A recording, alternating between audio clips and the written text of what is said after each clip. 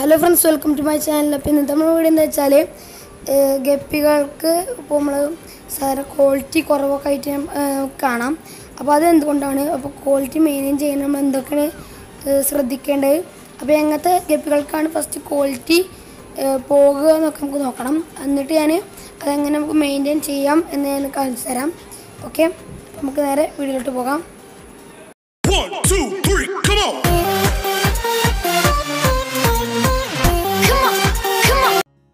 Okay friends, അപ്പോൾ first ഉള്ളത് full റെഡാണ്. ആൽബിനോ ഫുൾ റെഡാണ്. ഇതിന് നമ്മൾ ഫാൻ ടൈൽ എന്നൊക്കെ പറയും, ഫാൻ ടൈൽ എന്ന് പറയും. അത് ഫാൻ മാരത്തെ ടൈലായി കാരണം അതിന് നമ്മൾ കൂട്ടി ഫാൻ ടൈൽ എന്ന് പറയും. അപ്പോൾ ഇതിന് ചിലപ്പോൾ കളർ കോമ്പിനേഷൻ മാറും. അതായത് ഇപ്പോൾ റെഡ് കളറുള്ളത് ചിലപ്പോൾ അതിൻ്റെ ഉള്ളിൽ ബ്ലാക്ക് വരും. അങ്ങനെയൊക്കെ നമ്മൾ ചിലപ്പോൾ ബ്രീഡായിട്ട് വരും. അങ്ങനെയൊക്കെ പ്രശ്നങ്ങൾ ഇതിൽ കാണലുണ്ട്. അതാണ് ഇതിന് വരുന്ന പ്രശ്നം. ഓക്കെ, അപ്പോൾ അടുത്ത ഗപ്പിക്ക് വരുന്ന പ്രശ്നം എന്താ നോക്കാം. അങ്ങനെ കുറച്ച് ഗപ്പീസ് ഉണ്ട്. പിന്നെ നമുക്ക് അടുത്ത് അതിനെ ചെയ്യാൻ വേണ്ടി എന്താ, അതായത് ഈ പ്രശ്നം ഒഴിവാക്കാൻ വേണ്ടി നമുക്ക് എന്താ ചെയ്യാൻ നോക്കാം. ഓക്കെ, അപ്പോൾ അടുത്ത ഫിഷസ് നോക്കാം. ഓക്കെ ഫ്രണ്ട്സ്, അപ്പോൾ ഈ കാണുന്നത് പ്ലാറ്റിനം വൈറ്റ് ആണ്.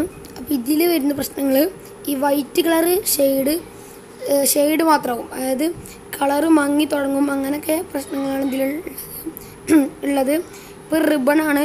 ചിലപ്പോൾ നമ്മൾ ഇതിൻ്റെ ബ്രീഡ് ഇറങ്ങി കുട്ടികളാകുമ്പോൾ റിബൺ ഇല്ലാത്തയും ചിലപ്പോൾ വരും. അങ്ങനെയൊക്കെ ഉള്ള പ്രശ്നങ്ങളാണ്. അപ്പോൾ അത് ചിലപ്പോൾ വേറെ ഗപ്പിൻ്റെ ബ്രീഡിൻ്റെ പ്രശ്നം അങ്ങനെ എന്തെങ്കിലും ഇക്കാരം. ഓക്കെ, അപ്പോൾ നമുക്ക് അടുത്ത ഗപ്പിയെ നോക്കാം. ഓക്കെ ഫ്രണ്ട്സ്, അടുത്ത ഗപ്പി പറയുന്നത്, ഇതിൻ്റെ പേര് കറക്റ്റായിട്ട് എനിക്കറിയില്ല. ഇതൊരു ബ്ലൂ കളർ ഗപ്പിയാണ്. ഇത് റിബണാണ്. അപ്പോൾ ഈ റിബണും പിന്നെ നേരത്തെ പറഞ്ഞ പോലെ തന്നെ റിബണിൻ്റെ പ്രശ്നങ്ങളുണ്ട്. പിന്നെ ഈ കളറിൻ്റെ കോമ്പിനേഷൻ മാറും. പിന്നെ ടൈല് ഇത്ര നമ്മൾ ഹൈഡ്രോസൽ ടൈലൊക്കെ വാങ്ങിയിട്ട് ടൈലത്ര വരാതെയൊക്കെ ഇരിക്കുന്ന അവസ്ഥകളുണ്ട്. നമുക്ക് അടുത്ത് നോക്കാം. ഓക്കെ ഫ്രണ്ട്സ്, അടുത്ത് ഉള്ളത് പ്ലാറ്റിനം റെഡ് ബിഗ് ഇയറാണ്, ഡംബോ ഇയറാണ്. അപ്പോൾ ഇതിൽ വരുന്ന പ്രശ്നങ്ങൾ ഇയർ ക്വാളിറ്റി നഷ്ടപ്പെടും. പിന്നെ റെഡ് കളറൊക്കെ മങ്ങി തുടങ്ങും. ചിലതിന് മാത്രമേ റെഡ് കളറൊക്കെ വരുള്ളൂ. അപ്പോൾ ഈ കാണുന്ന നിങ്ങൾ ബ്ലൂ കളറാണ് ഇയർ, ചിലപ്പോൾ ബ്ലാക്ക് കളറാവും. പിന്നെ ഇയറിൻ്റെ ക്വാളിറ്റി വളരെ കുറവാകും.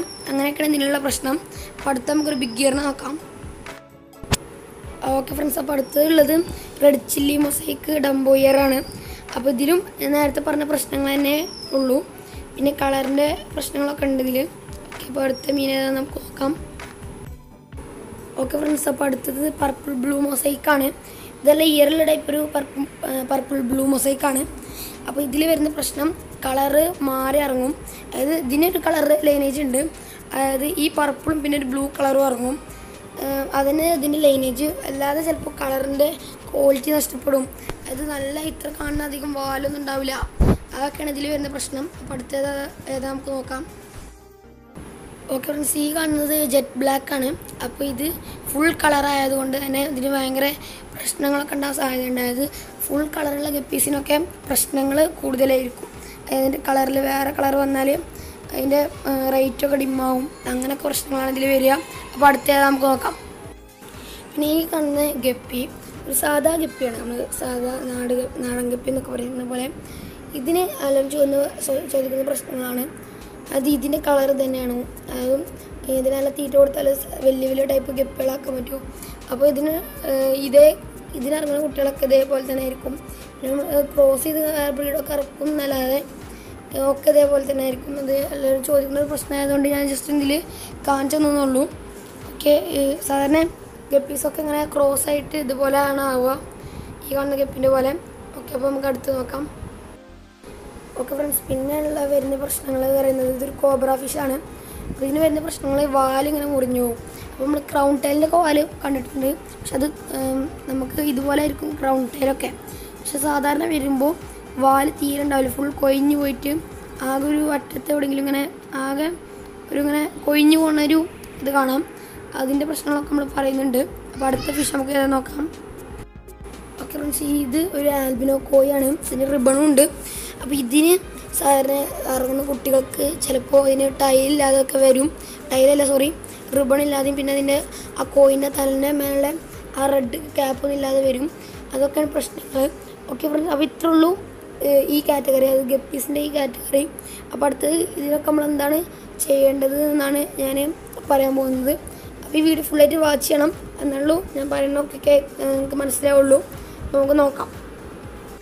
ഓക്കെ ഫ്രണ്ട്സ്, അപ്പോൾ നമുക്ക് ഫസ്റ്റ് ഫുഡ് എന്താ കൊടുക്കേണ്ടതെന്ന് നോക്കാം. അപ്പോൾ ഫസ്റ്റ് ഞാൻ പറയാൻ പോകുന്നത് അത് ലൈവ് ഫീഡുകളെ പറ്റിയാണ്. അപ്പോൾ ഇത് ബ്ലഡ് വാമാണ്, ഫ്രോസൺ ബ്ലഡ് വാമാണ്.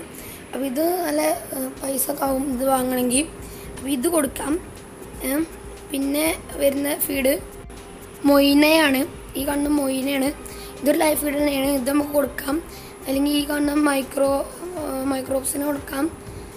ഇതൊക്കെ നമുക്ക് പാലിലൊക്കെ ഉണ്ടാക്കാൻ പറ്റിയാണ്.